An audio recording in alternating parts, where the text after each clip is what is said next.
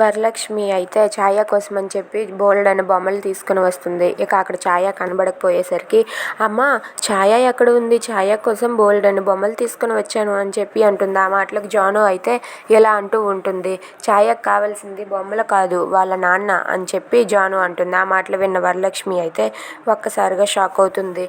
ఏంటి జాను ఏమంటున్నావంటే ఛాయ వాళ్ళ నాన్న కోసం ఏడుస్తూ ఉంది అని చెప్పి అంటుంది. ఇంతలో విష్ణువర్ధన్ అయితే వరలక్ష్మి వాళ్ళ ఇంటికి వస్తాడు. ఇక వచ్చి కారులో దిగి అలా లోపలికి నడుచుకుని వస్తూ ఉంటే అది చూసి జాను అయితే గట్టిగా అరుస్తుంది, ఛాయ మీ నాన్న వచ్చాడే అని చెప్పి అంటుంది. అది విన్న ఛాయ అయితే డోర్లు ఓపెన్ చేసుకొని ఏంటి మా నాన్న వచ్చారా అని చెప్పి చాలా హ్యాపీగా ఫీల్ అయ్యి బయటకు వస్తుంది. ఇదంతా చూస్తున్న వరలక్ష్మి వాళ్ళ అమ్మ వాళ్ళైతే ఒక్కసారిగా షాక్ అవుతారు. ఇప్పుడు ఏం జరుగుతుంది అని చెప్పి వాళ్ళైతే కంగారు పడిపోతూ ఉంటారు.